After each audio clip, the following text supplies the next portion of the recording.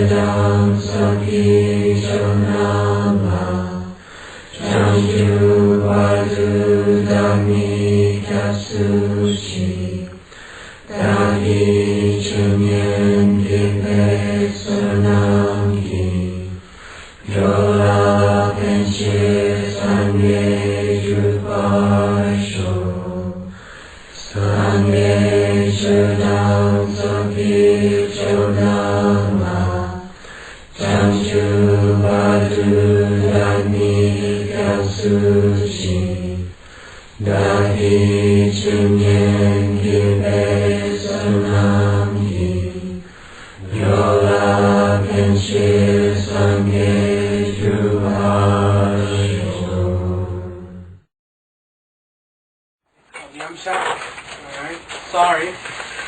And everyone who didn't answer was right. Yamshak is the sixth kind of meditation. We talked about 6 different kinds of meditation, 6 different words for meditation. And Yamshak means, it usually refers to meditation on emptiness directly. And it's as opposed to Jetop, which means that's the meditation that's what's happening when you come out of meditation on emptiness directly. Oh, Umze wants to do it. We usually do a Daki Jintok.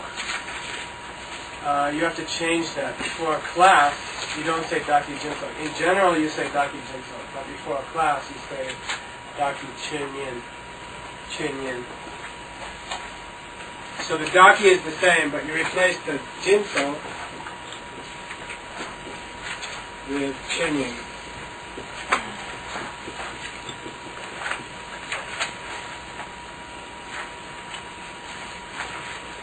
Instead of praying that all your general good deeds help people, this refers to the 6 perfections, you're praying that by the act of your coming to this class, you should be able to help people. So that's Chinyin. Chinyin means to listen to the Dharma. Chu means Dharma, Nyan means listen. And I have to say Chushe, which means the act of explaining them. So I say Chushe, don't get worried. You say Chinyan. And Jinsok is what you do in general in your morning practice. Okay, so we were talking about Nyamshak. Nyamshak means the period when you're in direct meditation on emptiness. It happens for the first time when? When you experience Shunyata. Yeah, which is? Directly, talking directly. Path of seeing. The path of seeing. Don't worry about it. These are for the old students. There's a path called the path of seeing, mental state. And at that time you enter Nyamshak on emptiness directly. You enter this kind of meditation on emptiness directly. The path of seeing? Yeah. And when you come out of it, you enter a state called Jetop. And that's, you're out of deep meditation, and you're having these realizations, including what? 4 Noble Truths. The 4 Noble Truths. The word noble is, as we said before, the wrong translation of the word papa, which means at that point you become a realized type of being, and those are called realized truths, Arya. So Nyamcha is as opposed to J-top. J-top is when you're seeing the Four Noble Truths, thinking about the Four Noble Truths. Oh, this is suffering. This is this. You actually realize them directly for the first time in ever. But Nyamshak occurs right before that, and that's when you're actually in deep meditation on emptiness. And that's the classic example of Nyamshak. How is that different than another of these meditations? Well, they all overlap and they're all fuzzy, and I'm giving you the major sense. You notice I said general sense and I didn't say definition because they all overlap. So really that could be like a part of It Nyamshak when you're seeing. Yeah. It is a kind of gomba. It is a thing in Zen. It's also a shine, shamatha. Okay? That's clear. It's not a nyomjuk. It's not one of the classic nyomjuks. Okay, so I just want you to get a sense of these are the main places. It's also a shine, shamatha. Okay? That's clear. It's not a nyomjuk. It's not one of the classic nyomjuks. Okay, so I just want you to get a sense of these are the main places. It's used in another case in the Heart Sutra. It says, the Buddha enters Nyamshak. And the whole Heart Sutra, the Buddha doesn't say anything except at the end. He says, oh, you guys did a good job. And the whole sutra is one of his students speaking to another of his students because he's in Nyamshak and he's affecting their minds. They're like puppets and he's making them ask each other questions. So that's Nyamshak. Those are the two classic examples. So if I ask you what's Nyamshak, you should say direct perception of emptiness, as opposed to J-talk, which is after you come out of that deep meditation and you start getting the popcorn, ding, ding, ding, I understand that, I understand that, I understand that. Michael? Yeah. You only use J-talk after the initial direct perception of J-talk is emptiness? always... Michael? Yeah. You only use J-talk after the initial direct perception of J-talk is emptiness? always after... No, but you had made a distinction about the perception of the Four Noble Truths coming out of emptiness meditation as being something that happens when you first see emptiness directly. But it doesn't, this is not something that repeats itself every time you do emptiness meditation. No, it does. Nyamshak means any direct meditation on emptiness. No, I know. I said And so does J-talk. J-talk, yeah. J-talk is any time you come out. Come out. So it's not just the Four Noble, It's not just the any first kind time of you come out. realization. Yeah. Can you write J-talk? Yeah, okay, you asked for it. Is that a meditation? It's not a meditation. It's actually a state of contemplation, perhaps, something like that. It's no longer conceptual. It's no longer non-discursive thought. It is discursive thought. It is. Oh, this is this is that. Oh, this is this is that. It's exactly that. It's not like when you're perceiving emptiness and it's just like they call water poured in water. Discursive thought about what you've seen in emptiness. You're thinking, oh, I find you. J-talk.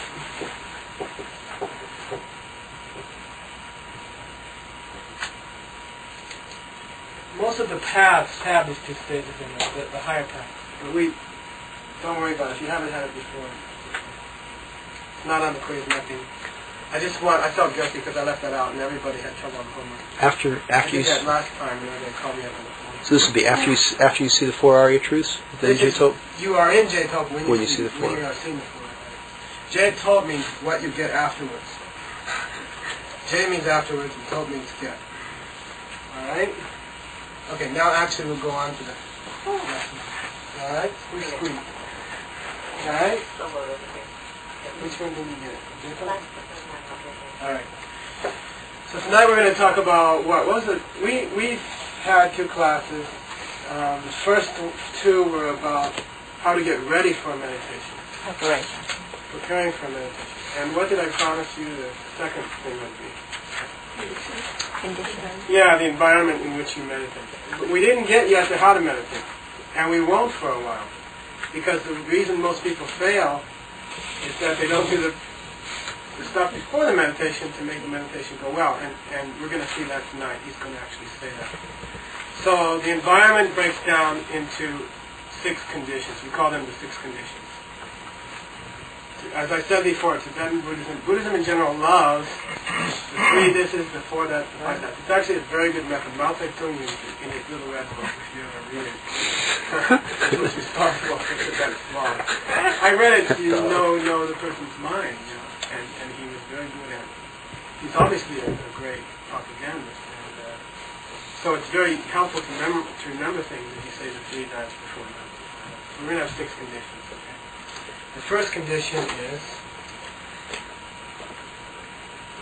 now we're talking environment, right? Jealousy.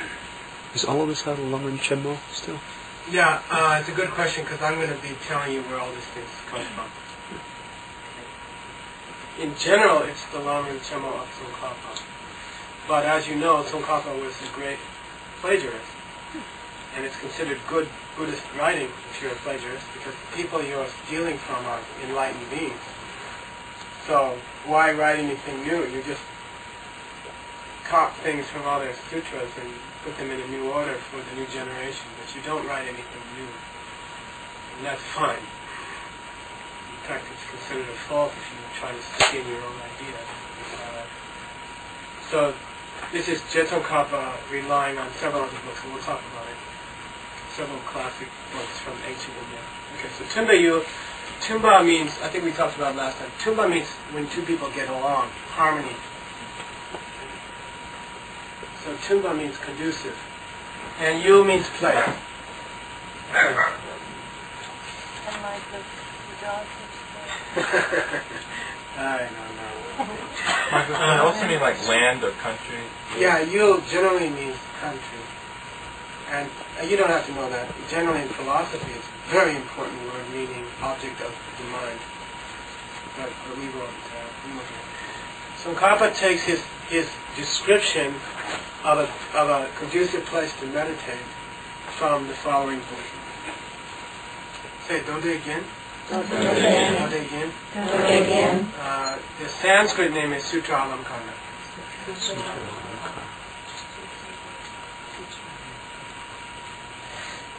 We talked about this before because we had the Abhisamaya Alamkara.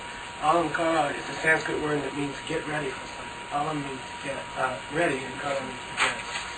And when a princess in India went to a ball, she would Alamkara she would put her jewelry on. So Alamkara means a jewel, in the sense of jewelry. And Sutra means any open teaching of the Buddha spoken by a Buddha. So it's the jewel of the sutras. And it's written by, it's not a sutra, it's a commentary on sutras. And it's written by, who wrote the other one, the other Alamkara? Remember? What was it? What was that one called? The Abhisama Alamkara. Jewel of realization. Ornament of realization. He wrote the commentary. Good. Not bad. Asanga. You have to know Asanga, alright? Asanga lived when? You guys know. 350? Yeah. About 350 AD.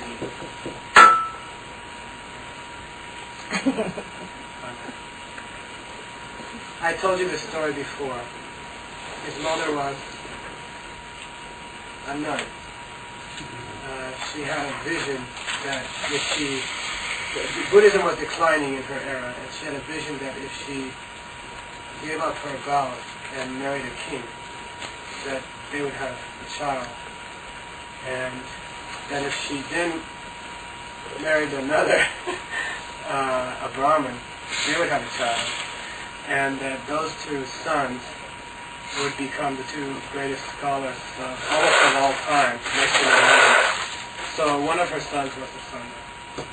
And between him and his brother, they wrote every single book that's used in the monastic curriculum, except for, they wrote two of them. Two of the great 5 books are by those two brothers. So they're responsible for just about, you study the first book for 12 years. You study the second book for about 3 years. So they wrote the most of them. So Sangha has written this book also, Sutra Alamkara. And in that book, he explains what's a good place to meditate. So, yes. Jewel ornament of realizations? Yeah. Jewel Yeah. ornament. You can call it jewel ornament. Some people call it jewel ornament, some people call it ornament, some people call it jewel. Some people call it realization. Of realization. This is not that. This is the jewel of the sutras. So he wrote 2 jewels. This one is the jewel of the sutra. Yeah. We're not going to talk about, those guys studied the other jewel of the course, for the whole course. How do you get jewel out of this? I thought you said it was to get ready for a sutra. Yeah, get ready means Put on your jewels. put on your jewels. So the word get ready became the word for jewels in Sanskrit. Alankara became the word for jewel because it's what you put on to get ready for a ball. So do it again. In there, he says a good place to meditate should have 5 characteristics.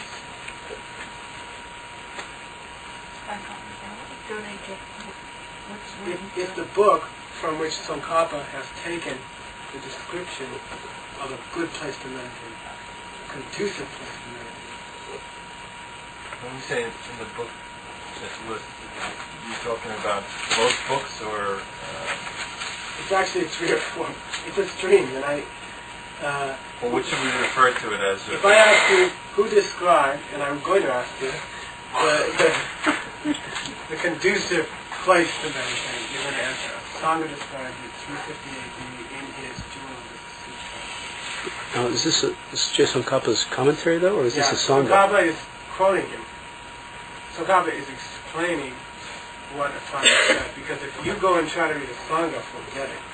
And this is just Jason Kappa in Lamrim Chenmo explaining Sangha. Which is like, Buddhism is like an onion. Buddhist learning is like an onion, and you get deeper and deeper. You get closer and closer to the middle the longer you study. So, the first point, and it's in your reading, is that you should have all the necessities you need. It should be easy to get food, clothing, everything you need physically should be there.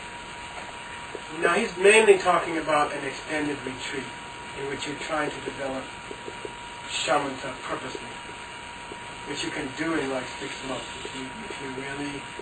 Shamatha? Yeah, shamatha meaning, what I translated here as quietude,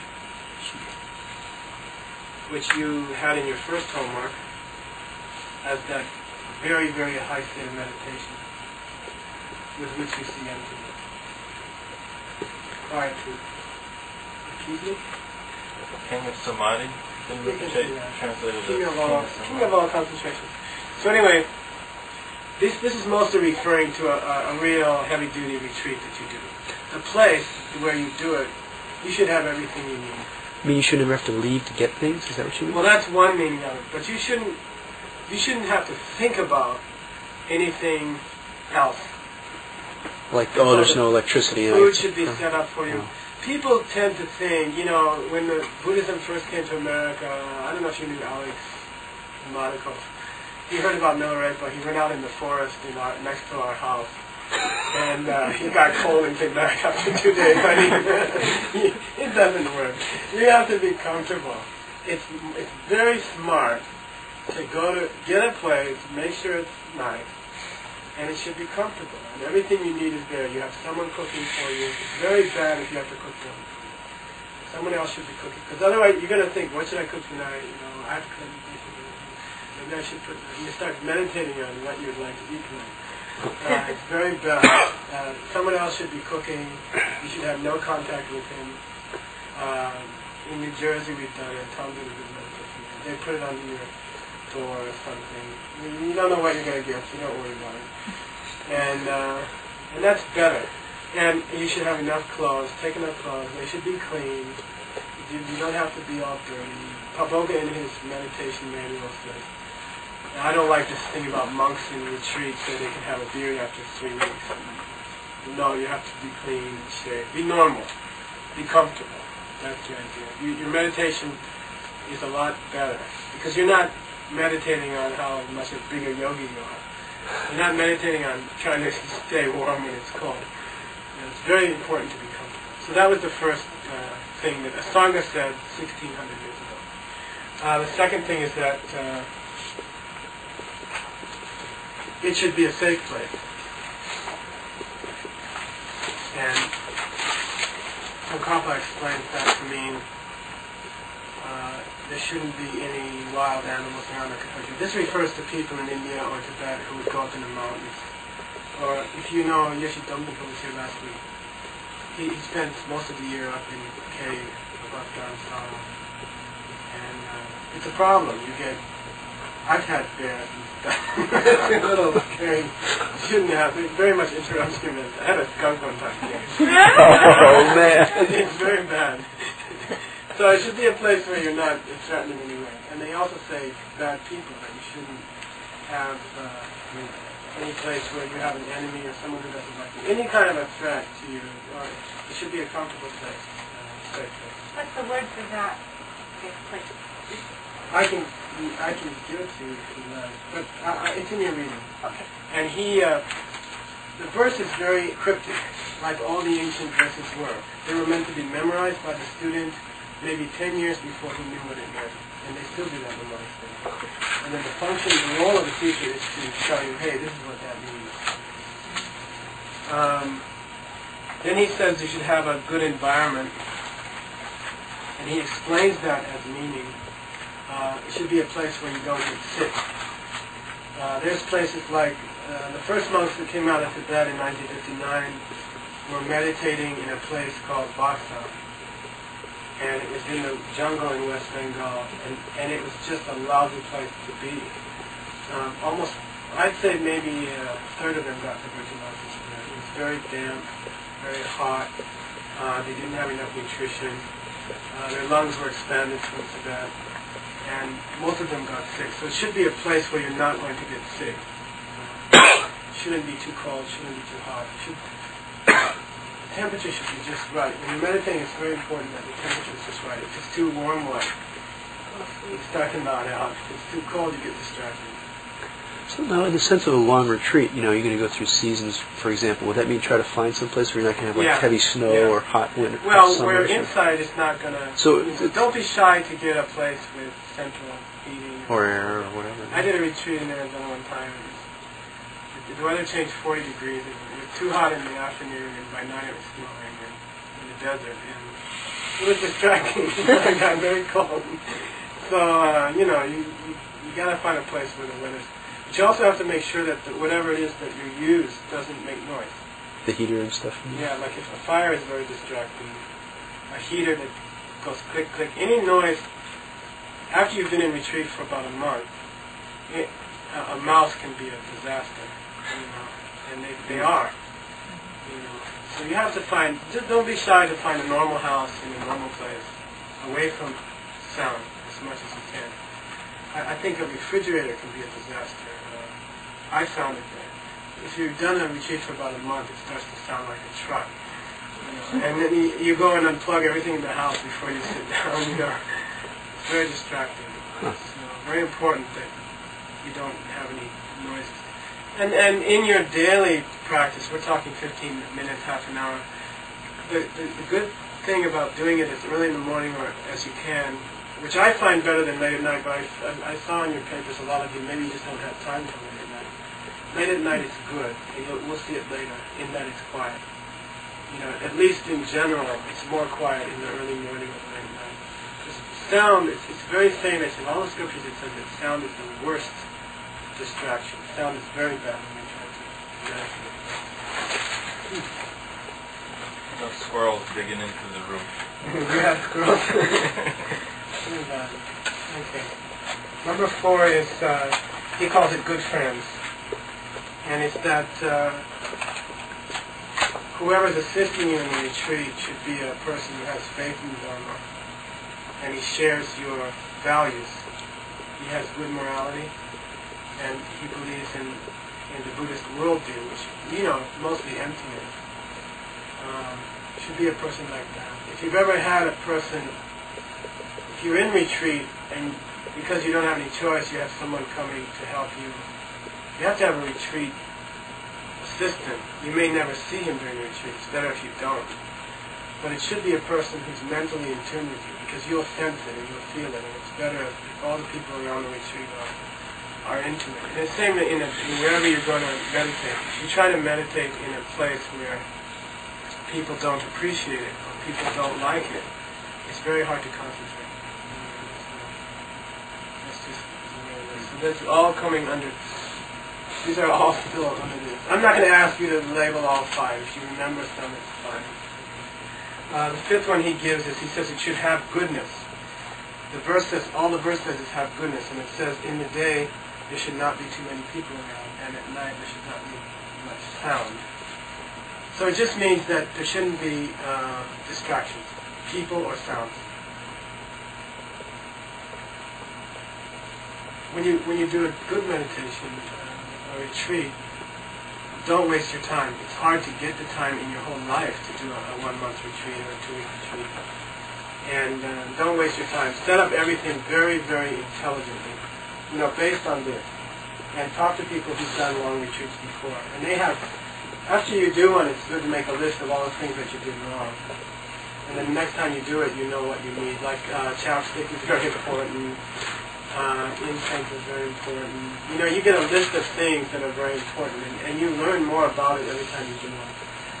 So talk to people who've done long retreats before, and don't screw up the opportunity, because once you get into the retreat and close the door, you're not supposed to go out for a month or something. And if you figure out that you forgot something, you have to start writing notes, and then that's a distraction. Better if you don't see anyone. Close the windows, put something over the windows. Don't look outside. How long should one go into a retreat? I think in our tradition, there are 3-year retreats, there are 3-month retreats, 3 years, 3 months, 3 days, 3 months. But I think if you, for example, if you take that initiation this summer, if you've had that initiation, you will be required to do a certain number of retreats, and they last between 4 and 5 weeks. And they're very great, because once you take the initiation, you swear to do it. And I know I worked for 10 years, I didn't have time to do anything. I was exhausted every day, and I didn't do any retreats. And then I got on a different schedule, and I was able to do them again. And it's a very good, it's good to be forced to do one, because otherwise you'll just go on and never do one. And it's very important to do them. They change you dramatically. So it's then especially those retreats, which there are books on how to do it, the training, everything, and they're wonderful. They come out really good. And they're not what you expect. What you're supposed to do is not what you expect. And it works. It's very nice. The Kylie did, how many did I do? 1, 2? It's one for Shiraz stuff. Other people do that. They're very good. If you do it right, it's very nice. And if you do it wrong, you can crack up. And people do that. So you have to study how to do it properly. And then you won't have any trouble. It'll be quite pleasant. Do these pertain to group retreats also? I've been in group retreats. We don't emphasize that, but I think some people have said they might like to do a group retreat. I think it might be distracting, but then again, they say if you meditate in a group, sometimes the power of the unity of all the minds and all the people is very, very good. So I think they would also apply. And obviously you're going to see other people in a group retreat. Good not to talk with anybody. You shouldn't see anybody, you shouldn't talk to anybody. Anybody. The fifth one again, Michael? He said, what was it? Having goodness in the sense that he lists only 2 things. During the day there shouldn't be a lot of people around, and there should be no sound. Avoid sound. So, it has nothing to do with goodness, but has nothing to do with like if your Lama meditated here before. No. It's a very difficult verse, and so complicated explaining it. So when you say cover the windows, you mean you shouldn't really even be able to see what's outside the window? Is that what you mean? No, like where I used to go, there was a Mount something. There's a beautiful snow mountain at the back. So I would leave a little strip across the top of the window. But what I mean is you shouldn't be able to see any living beings. But squirrels, dogs, people. No movement, no activity? Yeah. Tape it up, to the top of the window if you can. Or I like to use these white curtains, these, what do you call them? They're the inside of the curtain. Yeah. And then the light, you can get the light and you don't have to see anybody. And then the light is very nice. It's very helpful sometimes when you meditate. So looking at the scenery is okay or no? It's okay. But if you're below 6 feet, you're going to see somebody if they walk by. So Saying like if you're out in the middle of nowhere, Yeah, in that's the all desert, right. you know. And That's you're all right, but I've been there, and there's all sorts of things spreading around. Hard to find a good. Why can't you see an animal? It's very distracting. It's just very distracting. You should be in complete solitude, and it's better. It's really better because what it does, it forces you. Also, you should. We'll get to it, but you and don't write it down. But you should have no other activity. I used to try to memorize some text while I was in retreat, or do anything else. You should have nothing else.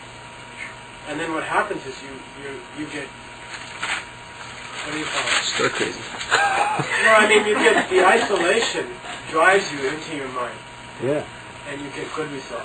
Sure. And if you have anything else to do, your mind will grasp onto it and distract you.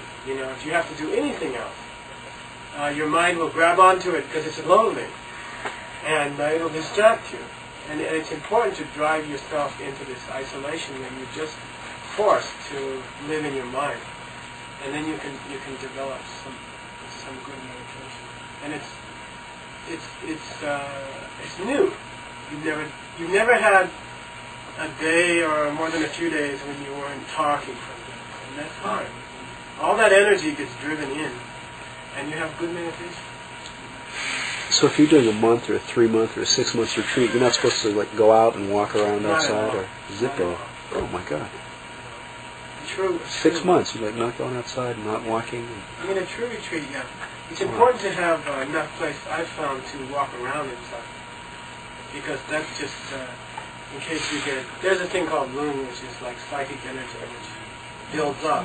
And if you start to have a problem, it can cause a big problem. You know, you won't sleep for a few days, and then you have to break the retreat and go to the hospital. They shoot you up or something in your sleep. That's very common for people who don't know how to do retreat properly, to get lung. And very common for people to experience bad disorder, like, you know, serious things where they can't sleep for a week. And then they have to break the retreat. So it's very important to do it right. And food is very important, to eat very well. You know, Goenka, who's a great meditation master from Burma, who the Dalai Lama sent to the monasteries to teach us. He would feed you well, you know, royally, and it's important you eat well.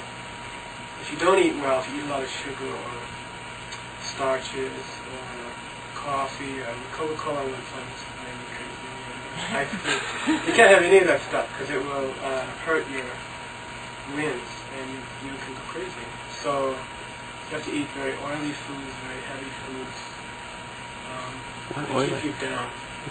They keep you down. Grounded. Yeah.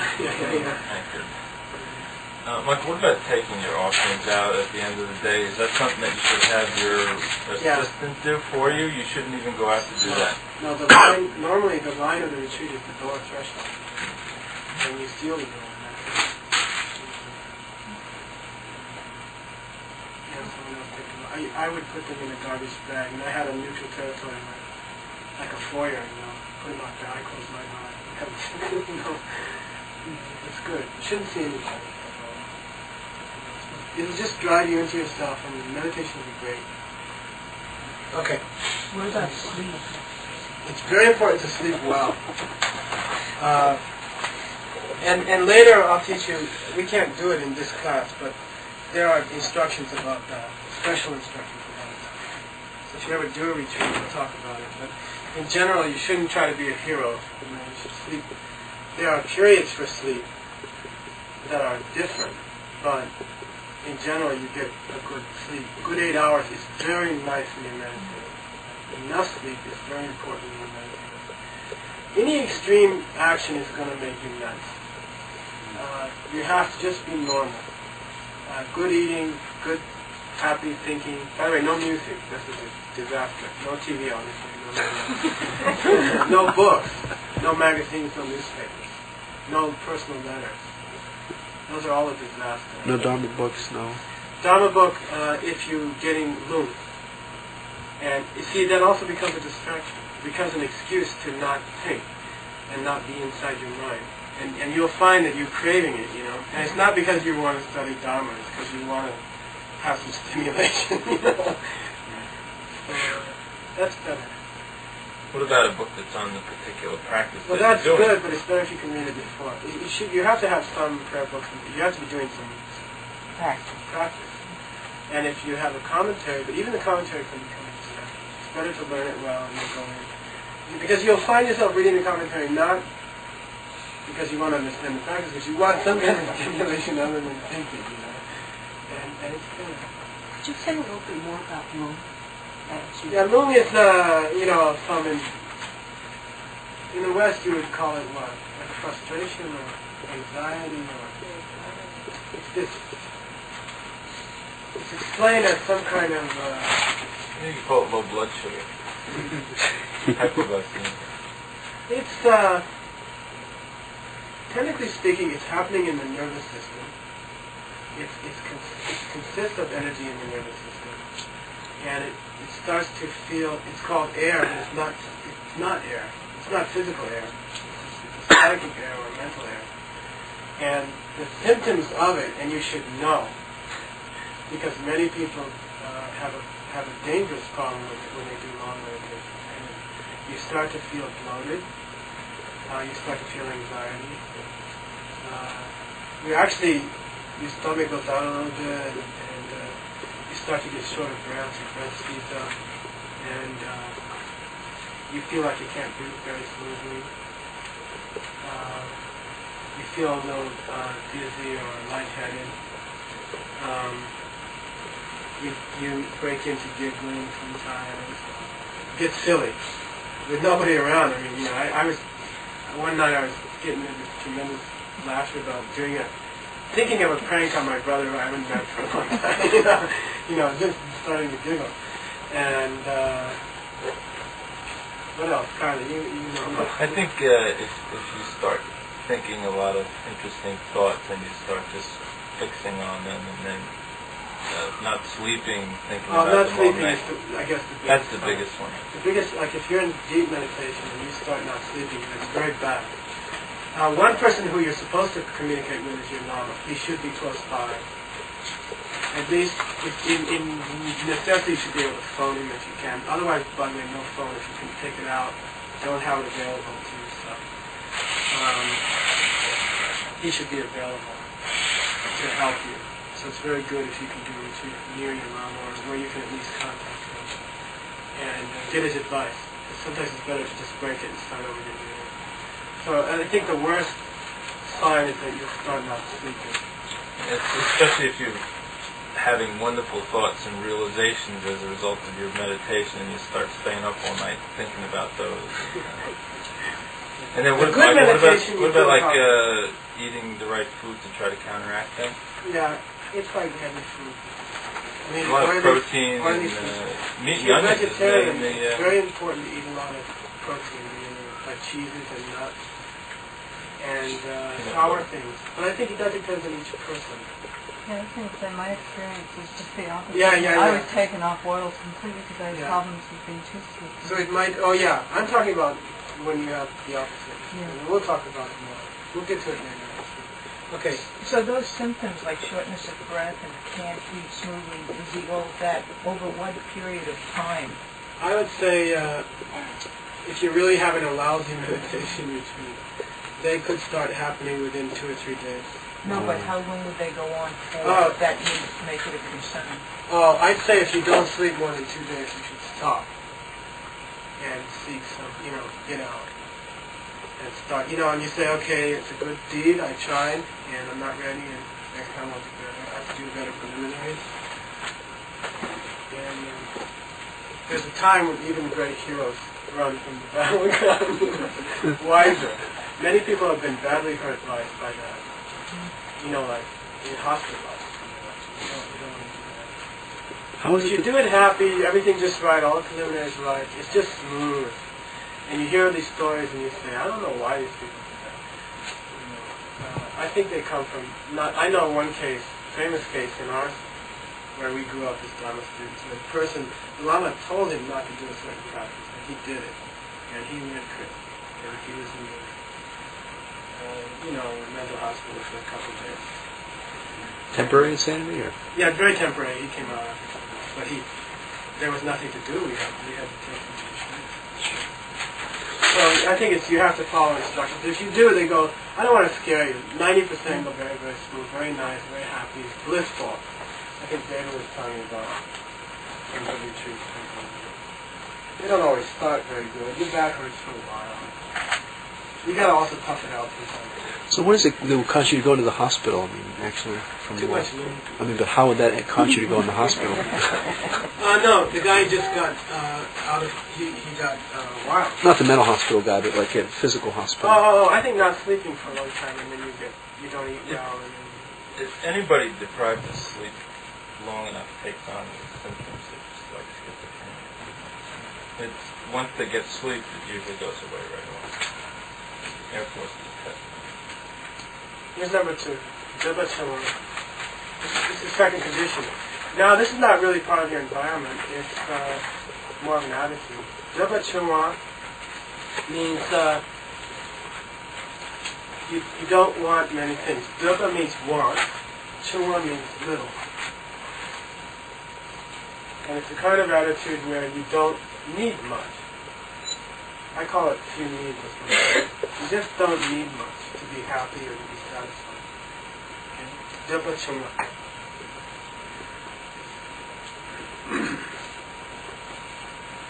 Its cousin, its brother,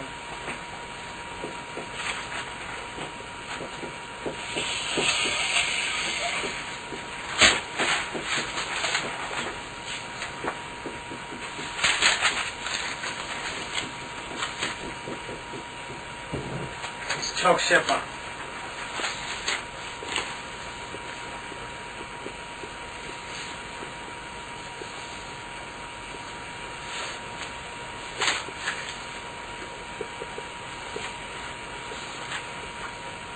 Chokshepa means it's meant for to be satisfied, easily satisfied with whatever you get. So what are the difference between the two? Dubba Chuma means from the beginning you don't want much, and Chokshepa means whatever you get you feel okay, that's enough. Those are two different mental functions. This comes from a very, very fantastic book called Abhidhamma Kosha. I remember when I was a student, and I used to get frustrated by these Sanskrit words. They just went on, and I couldn't remember. I couldn't see any difference between most of them. Sanskrit is written without any spaces. Because when one word gets close to another word, they join. And they become, the two letters at the end form a new letter. So you can't break it apart, and it's very hard to read Sanskrit. Abhidhamma means higher knowledge. Kosha means a treasure. This is the brother? Yeah, I was going to trick you and ask you. I misspelled this. I think it's an H in here, but I always forget what it's here. I worked for 10 years on this book. We'll put it here. So then the first one is from Asanga, and then these two are from Vasubandhu? I think I misspelled. I checked it for you. Vasubandhu is the other brother. He's Asanga top brother. Were those books written in Tibet? No, this is in Sanskrit. It was written in Sanskrit? Yeah, about 600 years before Buddhism came to Tibet. And so these are by the ancient... All of them were written. All the books we're going to study in this 5-year course started in ancient India. They are the original books of Sanskrit. So Vasubandhu wrote the Abhidhamma Kosha. When do you think he lived? Around the same time as his brother. Okay, easy. Yeah, I have it wrong. How was he the half-brother? Well, remember that he came... I don't remember which came from married Brahman. someone else. She married. She got around for that time. She had two... Be careful. She's the holy... Around in the holy way.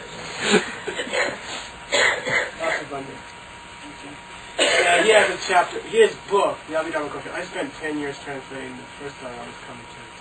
And it's incredible. It's just incredible. And we'll study it someday. In the monastery, you study it just before your Geshe exam.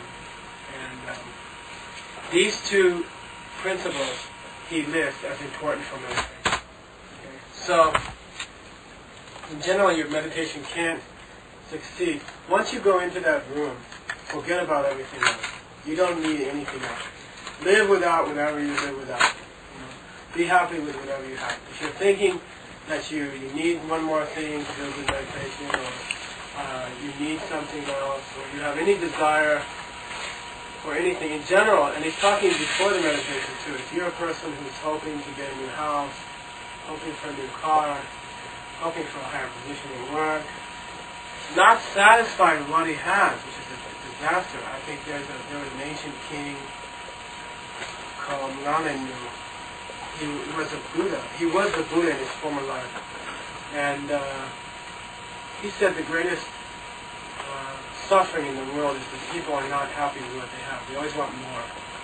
And if you've seen that with your job or whatever, I started my job at $7 an hour. I was very happy. And I remember every year I always thought that wasn't enough, and every year they would raise you. And then if someone asked me now, would you work for $7 an hour?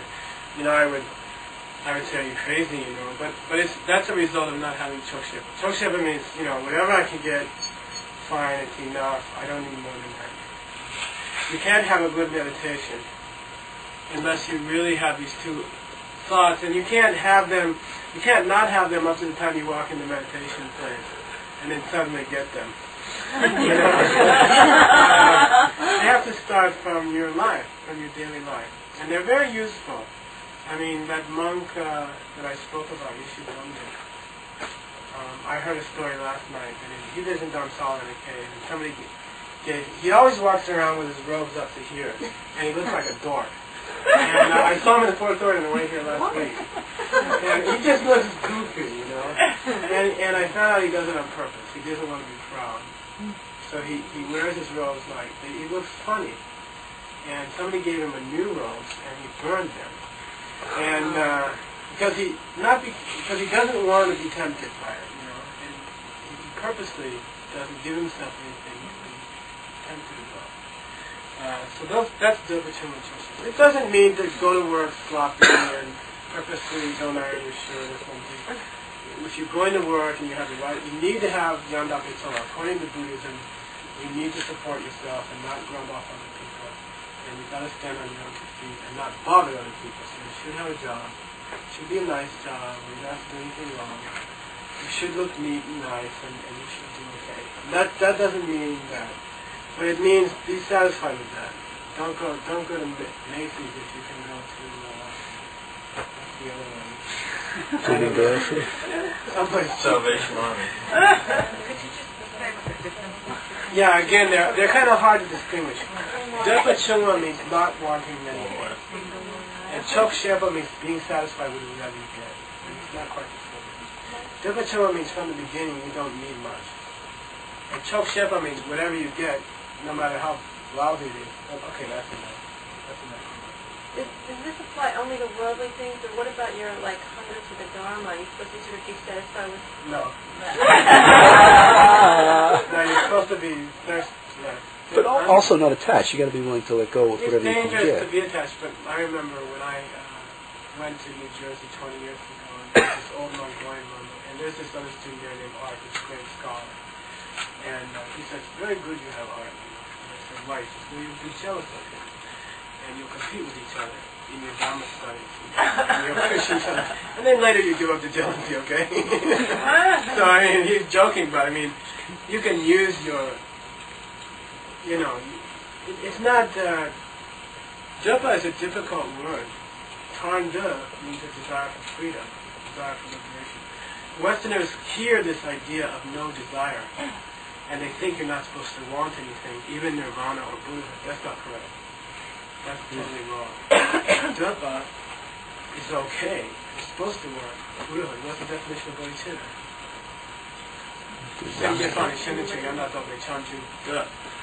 Desire. What? To want Buddhahood for the sake of others. That's the definition by a sangha of bodhicitta. And we had it. Other people remember it. It's a kind of desire, but it's a good desire. And we'll talk about it. There's a definition of this, bad desire. We'll take a break, I think. And then, what time is it? About 10. 8? Okay, good. So take a 10-minute break. Actually, no, I'll do something else. Della, can you light those two? They take a while. And you need to use a lighter. The gas thing doesn't work. And you try to use it. There's a lighter up in your area. And then let's do one more thing, and then it'll heat up in the meantime. Characteristics.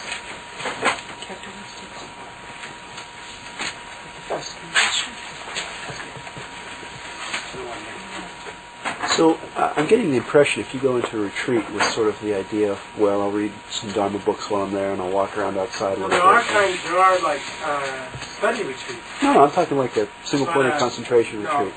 I mean, you're allowed to take books into retreats. And we'll see. We'll talk about it here. It'll be here. But in Buddhism, there are what are called the inner sciences and the outer sciences. Yeah. The outer sciences are like medicine, Buddhist medicine, and Buddhist astrology, Buddhist painting, Buddhist sculpture. The fine arts are considered lesser sciences. And then there are the Buddhist sciences, the religious sciences, spiritual sciences. And it's considered very bad in a retreat to do the lower sciences. And it's even considered bad to study them until you finish them. But then, it's very good, especially if you're a Westerner and you haven't studied these books a lot, it's very good to have the instructions Buddhism because you run into problems and you want to refer to something. That's fine. I'm just saying, beware, speaking from experience, your mind will grasp on, to this activity, something it can do. Yeah. I was thinking if, somebody went into a retreat, for whatever, 6 months or 9 months, and they wanted to attain calm abiding, and they, had a wide perimeter, and they walked around outside and looked at the creatures running around on the ground, and looked at the... I don't think they could do it, or it would be difficult. Yeah. And I can say that the opposite works very well. What do you mean? Total isolation. Michael, the retreat that General Mертl led in Seattle, the one-year shamatha retreat, almost everybody in that retreat did go outside, did go down to the dining hall for lunch and dinner, and, didn't talk, but availed themselves of the outdoors. And there was one person who really stayed in her room, didn't come out for meal time, took her meals in her room, and she made the most progress. I believe that. I tried both. The year-long? Is that the year-long? She did that for a whole year? She did. There's some ladies who do that. 3 years, right? Actually, I think 9 people did the one-year retreat. A couple of us did 6 months, and did 3 months.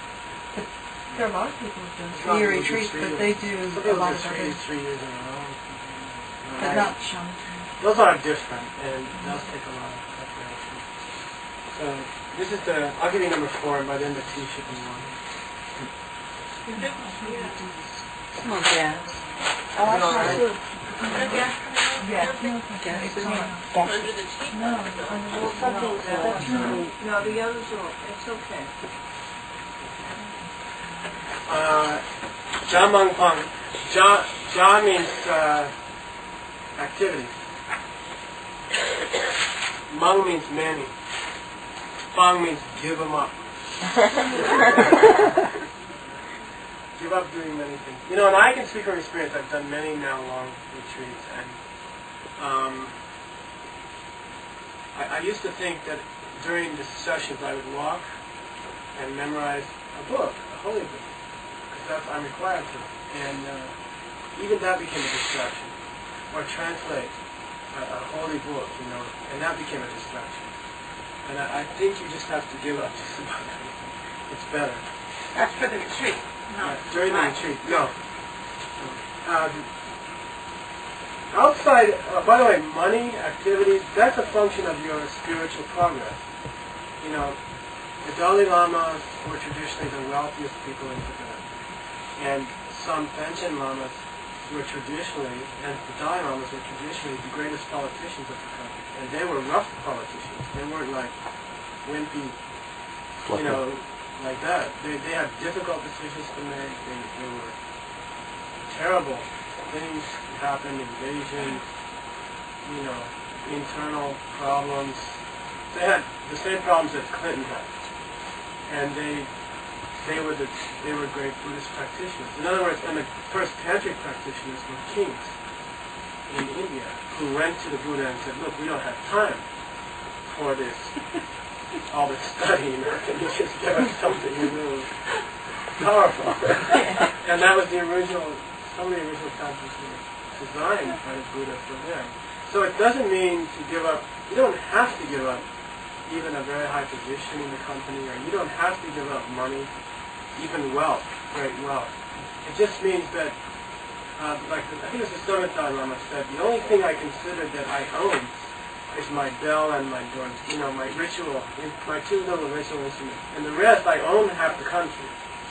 But I don't feel like it's mine. If someone took it, I could handle that. And the present Dalai Lama, if you think about the power of a king or a Dalai Lama, he can go to any person in the country and say he needs anything and you have to do it.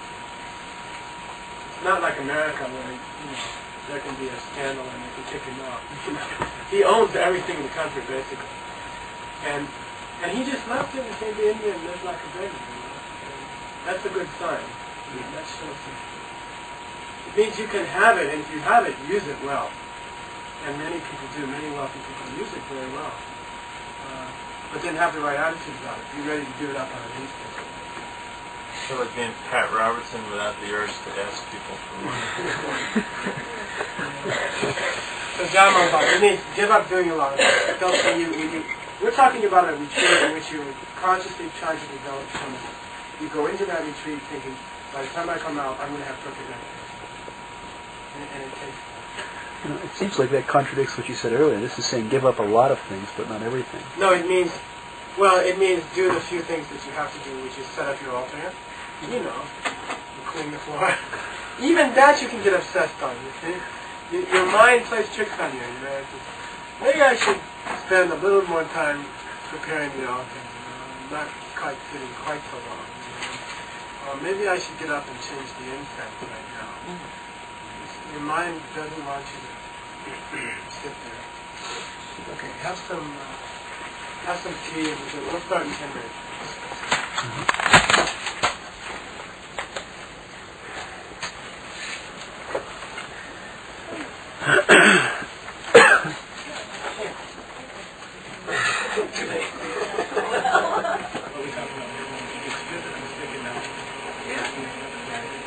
Especially when you get pain in your body, which you will.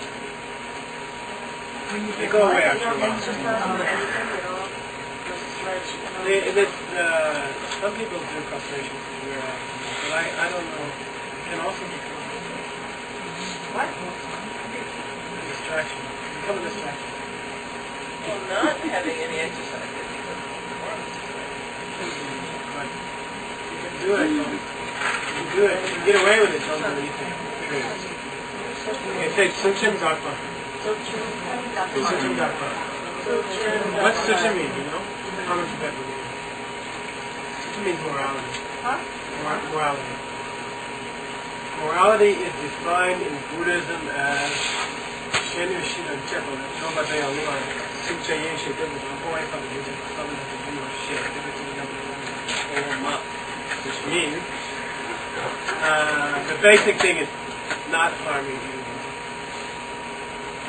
Avoiding any harm to the other living being. That's morality. Causing them physical or mental pain. Physical or mental pain. Cause anyone else physical or mental pain. That's the definition of morality. Avoiding causing any mental or physical suffering. That's what Suchim is. Dhamma means pure. Pure morality. All sensual things are human. All sensual. And yourself. Not enough to make sure it's fine. Now what about all those times when you have someone separate for good that might happen? That's what I'm talking about. Okay. when a good teacher knows the time to smack it, Yeah. head inside out. It's very good. Switching back. This means that if you've been in a long retreat, you know. Can you hand me that picture?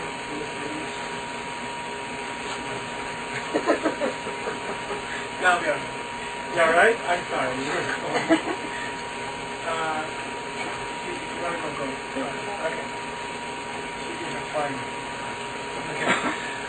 Sitting down. When you do a deep meditation in a long retreat, if you've ever done it, if you go into the retreat with any bad deeds on your conscience, you'll never be able to develop good concentration. Forget it. Forget it. And it's just in general with concentration. If you have any activity which you're doing regularly, which you know in your heart to be wrong or harmful, you won't be able to develop concentration. Most of us who do bad deeds, even though we know they're wrong, in my case, one of them is that I say harsh things to people at work because I want to joke and I say the wrong thing and I hurt someone's feelings. It's common, very common with me. You can't control yourself. You know, the idea is you know it's wrong, you're trying to stop it, but you can't control yourself. Then you just have to keep doing proper confession that we talked about and try to prevent yourself. I mean, if you're working on it, it's not that you can't have concentration. But if you are, particularly with monks, if you're trying to hide something wrong that you're doing, you cannot reach. We say if you hide, a monk can commit his worst. He can break almost any vow and not lose his vow. In fact, he can break any vow and not lose his vow, as long as he doesn't hide it. You know, as long as he tells people. So it's very important that you not go into a retreat or you not try to develop good meditation with anything on your conscience that you know to be bad. And in general, leading up to your retreat, you should try to be really good for as you can. And most of us who you know it's wrong, you can't stop it. Then make sure you have a good outlet for confession. The minimum is that you confess it in front of your image.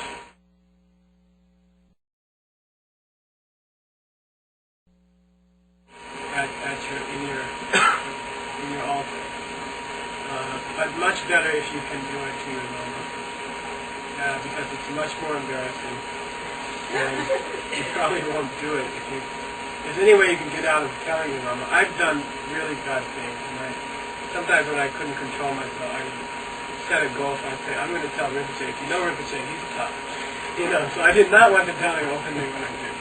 So I would rather restrain under any circumstances. If I had promised myself I would tell Rinpoche, I would be pretty safe not to do this thing.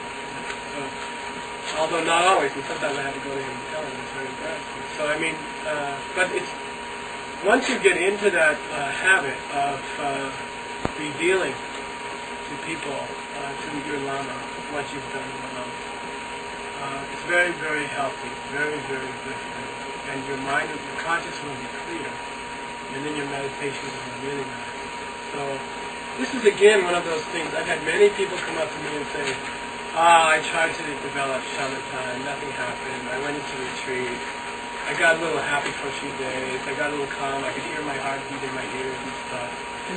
And then nothing happened, you know. It's because they haven't prepared properly. One of these things they're not doing properly. And you won't be able to get confident.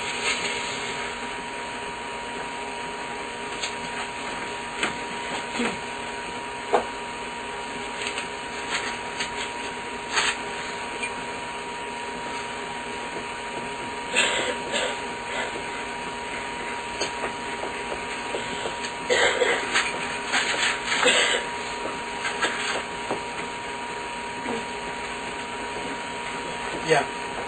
Finally.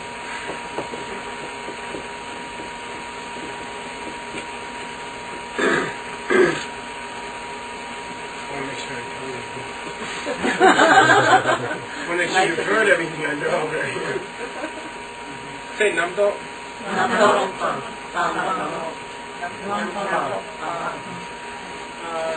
Namtok is a very hard word to translate into Tibetan. It can mean fantasy, it can mean imagination, it can mean a long thought.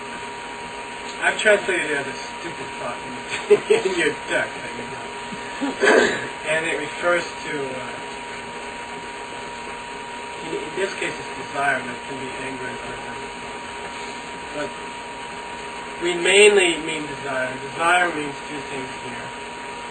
One is the objects of the senses are sometimes called objects of desire in Tibetan. It doesn't mean a pretty lady, or it doesn't mean a big pile of money or something like that. It just means sounds, unique colors, tastes, sensations on your body. When you get deep into meditation, you will have to withdraw from those also. That's why it's so important to get your body into the right position, because once you take that position, you're going to withdraw from your body. You know, you're not going to be aware anymore of your body. So it should be in a position that when your mind withdraws from the body, it can keep breathing and going on without falling over, without the mouth drying out, and without slobber coming down your chest. You know, I mean, when you're in deep meditation, the body should be so supported. In India, sometimes they would put the Hindu meditators, which I did meditation 20 years ago, they had a special thing they put on the body to keep the body up while they were in meditation. So you're going to withdraw from all your senses, and that means to give up nampa, give up those kinds of perceptions.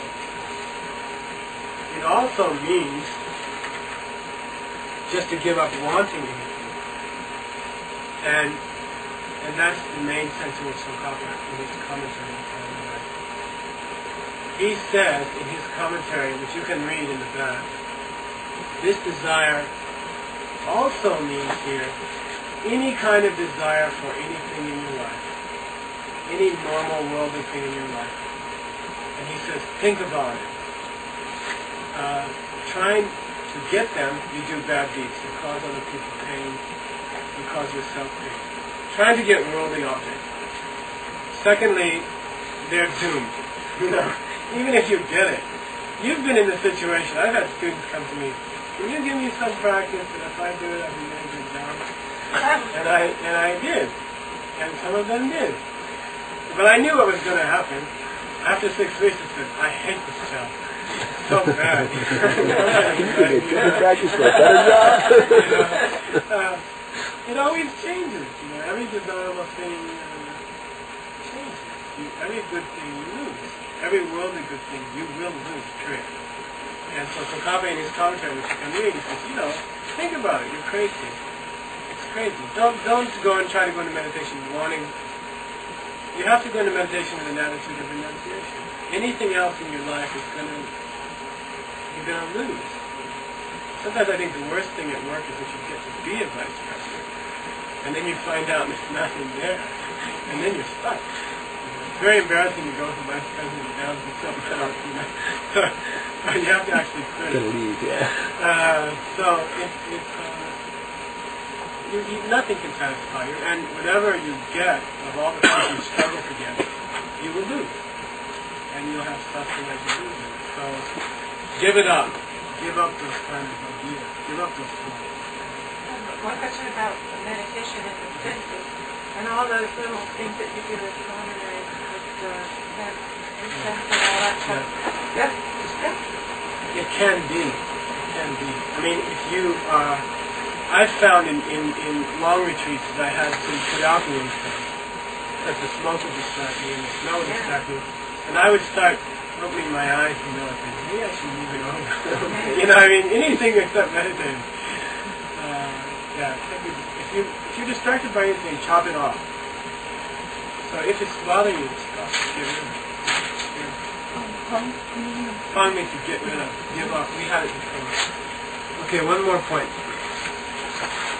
The whole thing is get rid of sense desires. Yeah, and also get rid of the desire for anything in your life that's not related to, it's impermanent. It's not related to your reaching nirvana. Because that's the only thing that really counts. It really is. Nothing else will help you. Nothing. Even the comfort that you achieve at this level, right now, you're relatively young, and you live in a comfortable house, you have enough food. You must lose all those things. You must lose any kind of attractiveness you have in your body. You must lose whatever health you have. And I think what bothers me and a lot of other people here maybe, you must become stupid. I'll forget all my Tibetan. I'll forget most of what I studied. If I live long enough. You're doomed to mental decrepitude also. And that's frustrating. As you start to age, that's very frustrating. Whatever good deeds you do are going to have to be so ingrained in you that as you get stupid later on, they're habitual. Because you're no longer going to be able to conceive of these good ideas you have. Everything fails. So that don't go after things that are going to plant seeds that are worthless. You're going to lose everything you have. And then I always hear these ladies, they're so funny. I'm not going to get fat like none of them.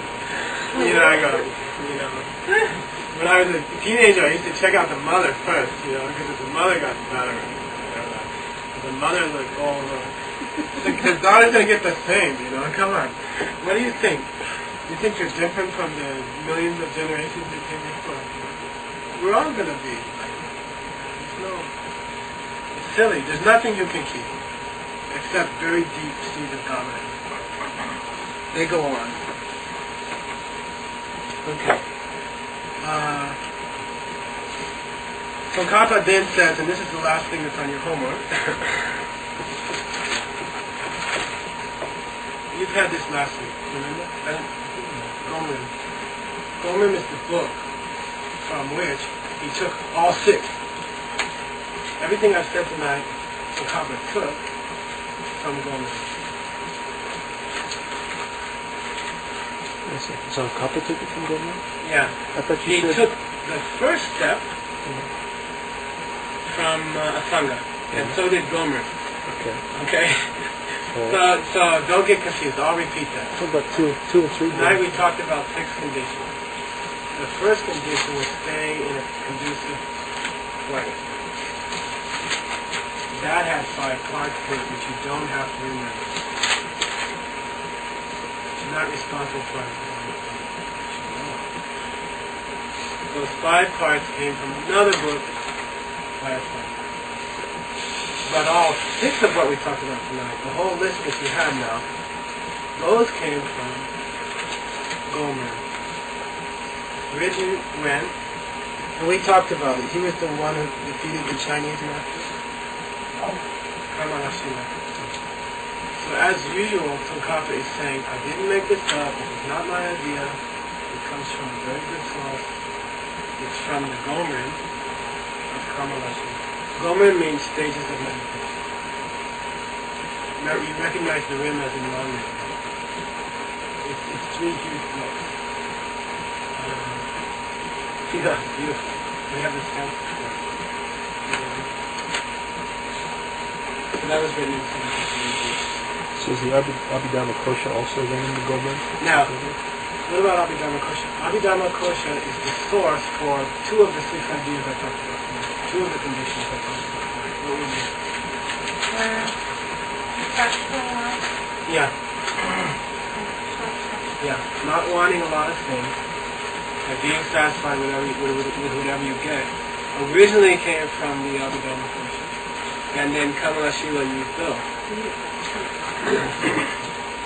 So if I ask you on the homework, who wrote the book for all 6, you'll say Kamalashila and Gomer. Then if I say, who wrote the book for those 2 concepts, being happy with whatever you get and not wanting it, that's the Bandhu in the Abhidharma. And then if I say, who wrote the 5 parts of care. The first thing I talked about, which is conducive care, and then they say, so I just want you to get it straight. You don't get confused. I have this very important. Yeah, one more time. The source. By the way, who wrote the whole book? It's not on your homework. Tsongkhapa is talking. Tsongkhapa is pulling what he's using for all 6 that I talked about tonight. Which are what? I gotta remember this. You have to meditate on it. The place, and then what?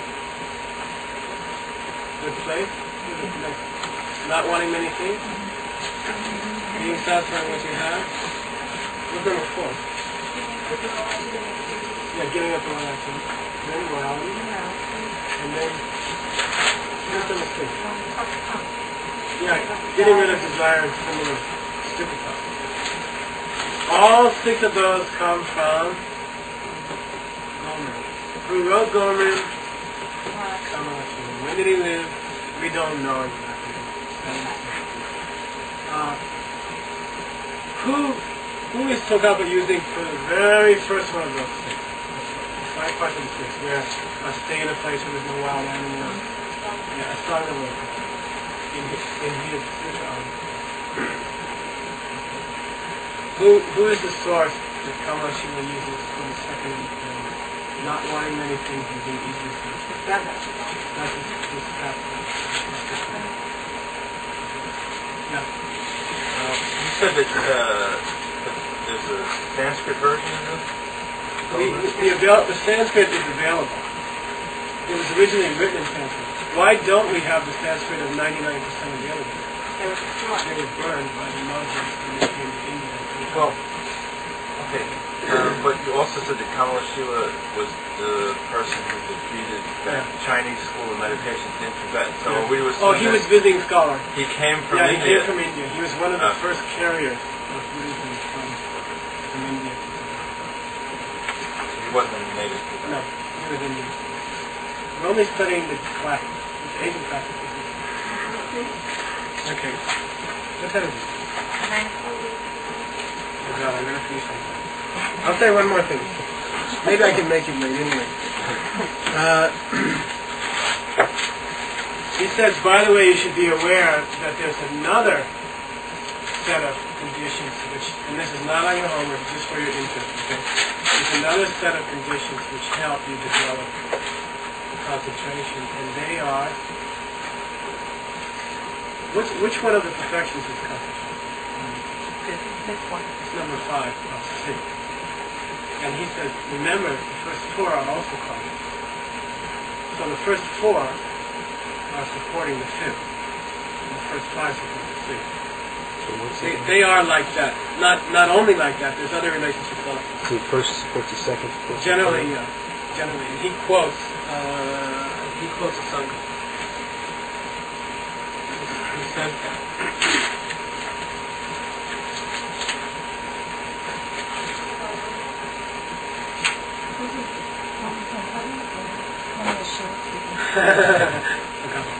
He's quoting it from it. And what he's saying, what are the first 4 perfections for people who are friendly? Charity, giving, morality. Patience, meaning, we don't have a word in English, not getting angry when the time comes when you should get angry. So patience is also what you do when you're waiting for the bus. It doesn't mean that. It means not to get angry when the time comes. And there isn't a good word in patience partly covers it, but it means when that guy at work says that thing that just hurts you a lot, and I get it every day, you get it every day. If you work in a large office, somebody says something during the day that hurts you. You chill out, okay? You don't get angry. This is a great, great Buddhist practice. Shantideva says it's the most beautiful Buddhist practice. At the moment of heat, not to react, not to get angry. That's the third. And what's the fourth? Those are lousy words for Sumkang Gela To'o. That's a Shantideva's description. Sumkang Gela To'o means, what is the definition of effort? Effort's a good translation. But what does it mean? It means to enjoy doing good deeds. That's the definition of Buddhist effort. Enjoying helping someone, doing something right, doing something good, taking some kind of pleasure in getting off on doing good is the definition of core perfection. And those are all conditions which help you reach this perfection, which is consciousness. So I'll leave you with, this is what Sadhgama puts at the end. Sometimes after he's finishing quoting all the great Indian masters, including the Buddha, he'll quote some Kadampa. Who are the Kadampa? These are the pioneer. I talked about last time. These are the pioneer Buddhists of Tibet. You are the Kadampas of the move of Buddhism to America. You are the people who were not Buddhists from Buddhism. And they were really great practitioners. They were wonderful. As they matured in their knowledge, they were very wonderful Buddhists. So Geshe Tumba was one of them. Geshe Tumba says, by the way, Geshe used to mean any spiritual teacher. Now it's a degree in a Galuta monastery or a doctor of law. And it used to mean just any spiritual teacher. And he says, I'm translating from the Tibetan. When we find ourselves unable to develop deep concentration, we blame it on the instructions that we thought. And we go and look for some different instructions. The real problem, though, is that we have failed to prepare ourselves as described. In other words, if you've ever tried to do a retreat, or if you've ever tried to do a morning practice, and you didn't get much results from it, it could well be, not only good, but it could very well be that you haven't done these preparations. So try them. So what you're meditating on this week is those 6 conditions. Just go over them in your mind. 1, 2, 3, 4, 5, 6. What are they? And use those 6 preparations that you've had, which were what? So just to go, let's see if you can meditate. What was the first preparation? Cleaning up the room. Taking the refuge. Sitting down or taking a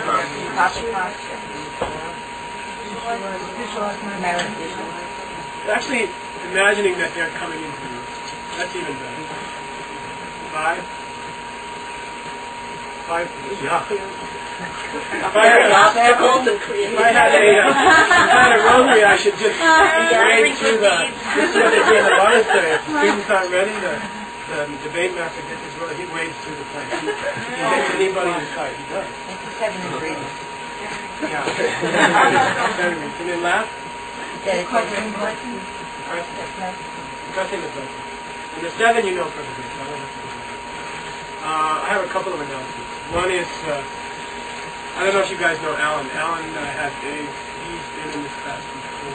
He's in the hospital now at New York Hospital. Room 1750. He's in the English class? He was in the Tibetan. But he also came before we started this class. And he's a very good practitioner. So I think it's even good for you to see him. And I asked him the other day if he minded if people came, and he said, no, I don't like it. In fact, I would like it, because sometimes I get lonely at that cottage. He's a very strong-minded man. But so if you have a chance, I think he would like that. New York University. New York Hospital, 68th in New York. Last name is Tund, T-U-N-D.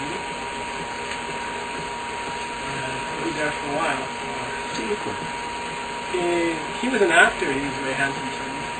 Also, Mark has AIDS also, and we had a big discussion about whether I should tell you guys about it, but I think I should. Mark here. And I want to tell you because if anyone has a problem with it, you should know. I don't have a problem with it. I'm happy to have it. But I feel it's my responsibility. The next thing you want to know. tomorrow. Channel 13. Channel 13 tomorrow. What From time? 9 o'clock. 9 o'clock. There's a movie about. Flag over Tibet. Red flag. There's a movie about 20 years of oppression and death. And it's got some of the footage of the riot. Who made it? I love the very good. Also one more thing, yeah. On that topic, a lot of people in Tibet got back to work and everybody here for 4 days. Oh, you mean the throne again.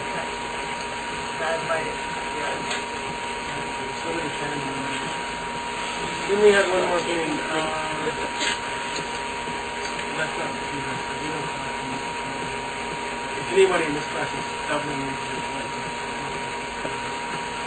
if you're new and you haven't taken, if this is your first night, you have to talk to me, because you're only allowed to miss 2 and you've missed 2 already.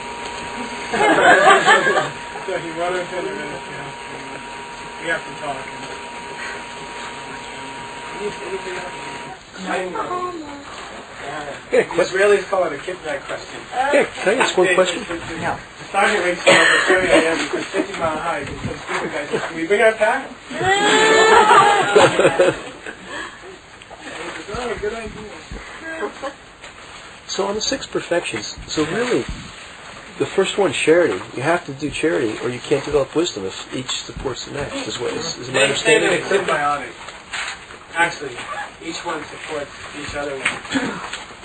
So it's not linear that way. No. It's explained as linear and also as non-linear.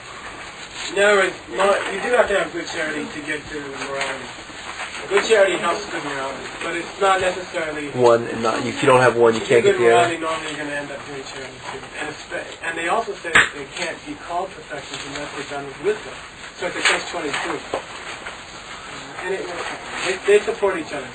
Can you perfect the earlier ones before you perfect the later ones, No. or they're not really perfected The until they're true all perfected? perfection of them occurs in relation to the bodhisattva's bhumis, and that's what defines the bodhisattva level.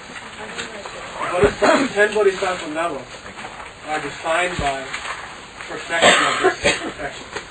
So the first bodhisattva level you perfect really like that. So you can perfect the earlier ones, You do, in or fact. you can only perfect the And earlier it's ones. not called perfection, it's called attain an incredible ability to practice it. You know, some kind of super ability. Are you going to do chanting? Excuse me? No, okay, Yeah. if you don't know those prayers, open your example to the beginning.